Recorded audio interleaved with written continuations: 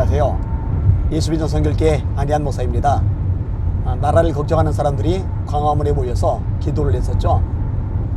가만히 집에서 있기에 불붙는 가슴을 견딜 수가 없어서 함께 모여서 기도를 했던 겁니다. 정치, 경제, 사회, 문화, 언론, 교육, 종교, 시민단체 이 모든 영역에서 무너져가는 대한민국 보면서 가슴앓이 하지 않는다면 그게 이제 이상한 거죠. 자, 이렇게 기도하던 사람들이요, 돌아가서 교회에서도 기도를 하기 시작을 했어요.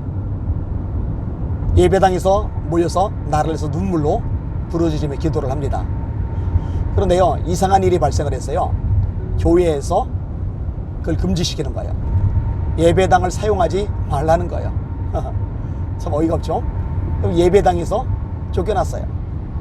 그리고 이제 부교육자들 통해서 또 구역이나 기관을 통해서 그 기도에 참석하는 성도들에게 압력이 들어가는 거예요. 기도에 참석하지 말라고. 아니, 나라를 위해서 기도하겠다는데 왜 그걸 참석하지 못하도록 차단하고 막는 거죠. 참 놀라운 일이 아닐 수가 없어요. 이야기는 여기서 그치지 않더라고요. 교회 마당에서 기도를 드려요. 근데 보니까 교회 마당 쪽에 계단이 굉장히 높게 형성이 되어 있더라고요. 근데 거기에 앉아서 예배를 드리면, 기도회를 하면은 참 괜찮더라고요. 그런데 교회 계단도 사용하지 말아라. 그래서 평평하게 펼쳐진 곳, 거기서만 모여서 예배를 드리고 기도회를 하는 거예요. 그런데 이것만 해도 충격적인데 이보다 더 충격적인 이야기를 들었어요. 그렇게 기도회에 참석하던 성도들이 열심히 말씀 듣고 찬송하고 기도하다가 화장실이 급할 수가 있잖아요. 그럼 교회 화장실을 써야 되잖아요. 그런데 교회 화장실도 쓰지 말아라 하고 지시가 하달이 된 거예요. 아니, 교회 화장실, 예수님을 믿지 않는 세상 사람들, 일반 사람들이 지나가다가 교회 화장실을 쓰도록 허락을 해줘야 될 거예요. 아니, 교회를 어렵게 하고 힘들게 하던 사람들이라 할지라도 예수님이 원수를 사랑하라고 하셨잖아요. 속옷을 가지고자 하는 자에게 겉옷까지 주라 하셨잖아요. 억지로 오리를 가게 하는 자에게 심리까지 동의하라 하셨잖아요. 원수가 줄이거든 먹이고 목마르든 마시게 하라고 말씀하셨잖아요. 그렇게 해야 될 상황이. 그런데 같은 교회 성도들이 화장실을 쓰는데 그 화장실을 사용하지 말아라. 이거는 아니에요. 정말로 있을 수 없는 일, 있어서는 안 되는 일이 발생을 한 거예요. 제가 그 얘기 듣고 굉장히 가슴이 아팠어요. 충격을 받았어요.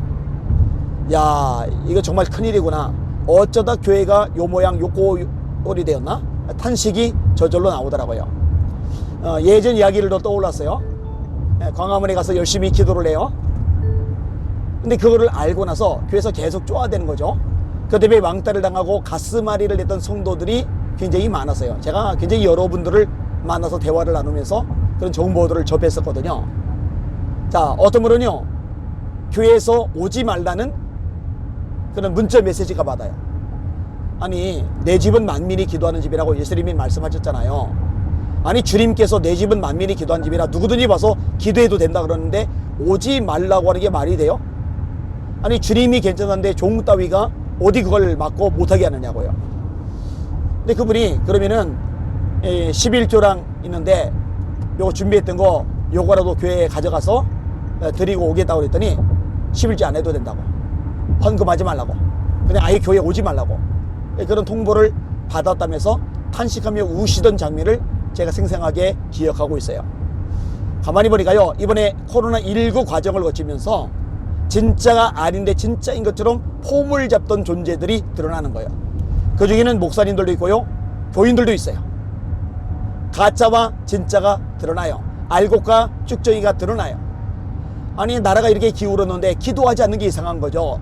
이렇게 나라가 기울었는데 성도들이 앞장서서 먼저 기도했다고 애를 쓰면 목사님이 가서 참 귀하다고 아름답다고 격려해주고 밥이라도 사주고 또 함께 기도도 해주고 또 성도들 보고 이런 기도 모임 너무 소중하니까 함께 참여하라고 독려를 해줘야 되는데 오히려 찍어들고 억압하고 쫓아낸다고요?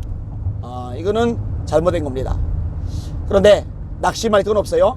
어차피 바람이 불 때 알곡과 쭉정이가 구분이 되는 것이고 알곡을 중심으로 하나님이 또 새로운 일을 행하실 것이기 때문입니다.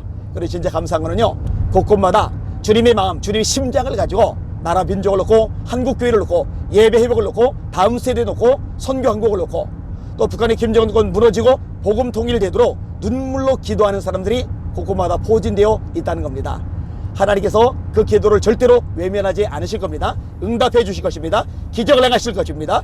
이 대한민국을 새롭게 하실 것이고 다시 한번 선교 강국으로 우뚝 서게 하셔서 수많은 이들 구원받게 만드는 일에 쓰임받게 하시고 재림하시는 주님을 그 구원받을 열매들과 더불어 영접하게 하실 것입니다. 낙심하지 맙시다. 포기하지 맙시다. 주저앉고 우려하지 맙시다. 더 매달려 기도하는 저와 여러분들 되시기를 주님의 이름으로 축복합니다. 저는 부산 쪽 집회 마치고 또 대구 쪽 집회 3차례 집회 마치고 이제 서울로 올라가고 있습니다. 내일은 주일입니다.